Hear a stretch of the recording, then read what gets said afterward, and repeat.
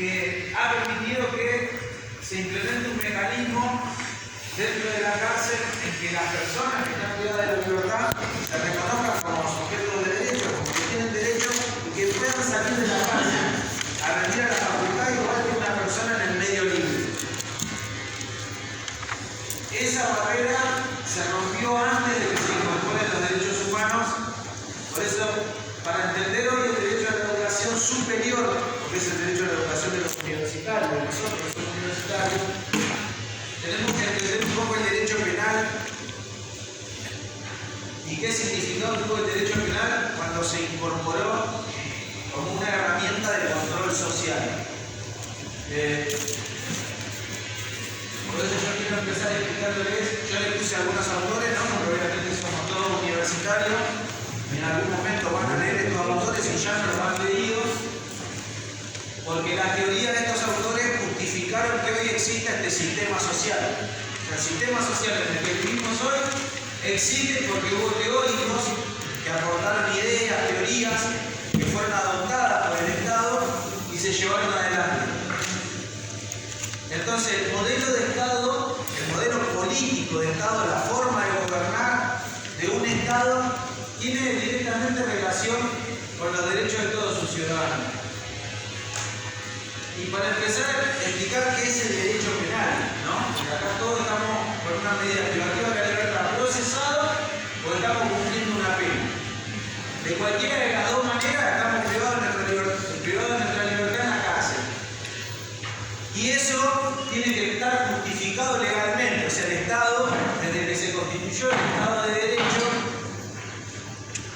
tiene que estar en alguna ley justificado para que el Estado pueda proceder a encerrar personas humanas en jaulas, ¿no? Como animales.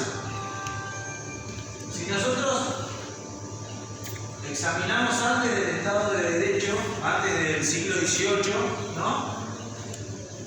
Vamos a ver que en el siglo XVII, XVI o anterior existían otros sistemas de gobierno, otros sistemas políticos de dominación. A las personas se las dominaba de otra manera, vamos a hablar de dominación.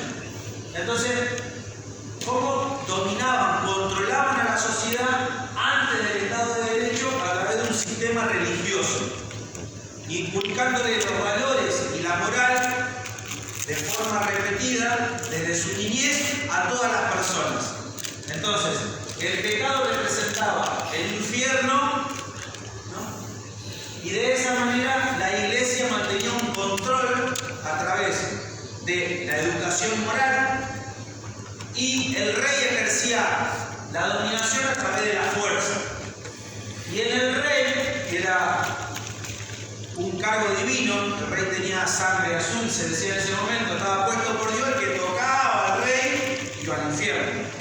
El que quería alterar ese modelo de control, de dominación, claramente iba al infierno. Pero por otro lado, el infierno no era la única forma de dominar, sino que también existía la ejecución, la pena de muerte, y esto solamente recaía en la potestad del rey. El rey era el juez, el rey era el que ejecutaba la pena, pero también el que hacía la ley, de momento. El rey hacía todo. Y todas las grandes masas de la sociedad dependían de la voluntad de un hombre, que se amparaba en lo divino, en la providencia divina, en la Iglesia, con todo un aparato de educación moral. Que desde el siglo XVI en adelante empezó a utilizar a la educación de los niños. La educación, el derecho a la educación, no era conocido como un derecho a la educación, pero los conventos, los lugares donde estaban los sacerdotes, eran lugares donde estaban las escuelas y tenían la potestad del poder simbólico, se llama. Ellos ejercían la educación a todas las personas. Las universidades eran católicas, las escuelas eran católicas. Y todas las aulas tenían este espacio de polarización. Entonces, de esa manera se sostenía un sistema social, un sistema de dominación. Hasta que ocurrió la Revolución, ¿no? Muchos ya han escuchado la Revolución Francesa.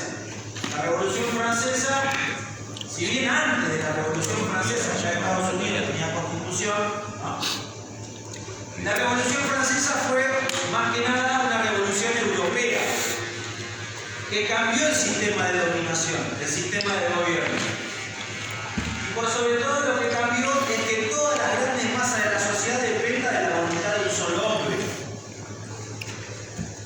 Y se implementó un mecanismo de gobierno o de dominación a través de otro sistema, que se va a llamar el Estado de Derecho. El Estado de Derecho lo que va a hacer es dominar por medio de la ley, pero va a separar los poderes. Se pensó en una separación de poderes y que en esos poderes se controlen los unos a los otros. Por eso es que el Poder Ejecutivo, en el Estado de Derecho, va a cumplir una función: ejecutar las leyes. Por eso es que nosotros estamos dentro de la cárcel y el Poder Ejecutivo es el que tiene el control de la cárcel y el que en todo caso ejecuta la medida que dictó el juez. El juez dictó una pena, el Poder Ejecutivo ejecuta la pena. El juez dictó prisión preventiva, el Poder Ejecutivo ejecuta la medida privativa de la libertad. Se hace responsable de la ejecución de las leyes. Y las leyes, si bien las hace el Congreso, las aplican los jueces. Los jueces son los que aplican las leyes. Aplican sentencias, corrigen. Nosotros vamos a ver el derecho penal. Y en este Estado de Derecho, si bien se separaron los poderes para que se controlen los unos a los otros, y cuando digo que se controlen es porque el Poder Judicial va a tener la facultad de controlar la constitucionalidad o la inconstitucionalidad de las leyes. El Congreso va a poder hacer un control político de los representantes máximos del Poder Ejecutivo. O sea, va a poder llevar a juicio político, por ejemplo, al presidente de la Nación, al gobernador, si fuese acá en la provincia. Y este sistema de controles de pesos y contrapesos va a permitir que los poderes no recaigan solamente en la voluntad de una persona y todos quedemos a merced. No va a solucionar todos los problemas y acá empezamos con el nuestro. Porque Max Weber lo que va a ver es que en realidad el Estado de Derecho lo que hace es controlar igualmente el monopolio de la violencia. El monopolio de la violencia, la potestad legal de ejercer violencia sobre una persona la va a tener el Estado de Derecho, que no ocurría de manera diferente cuando estaba el rey. El rey podía ejercer violencia contra quien sea y como quiera. Se podía llevar, si quería, a tus hijos, a tus hijas, podía llegar y llevarte tu propiedad, hacer lo que quiera. En el Estado de Derecho lo que va a ocurrir es que la ley se va a poner por sobre todas las personas. Entonces, acá ya hay un dato muy importante que nos va a servir a todos. La ley está sobre todas las personas.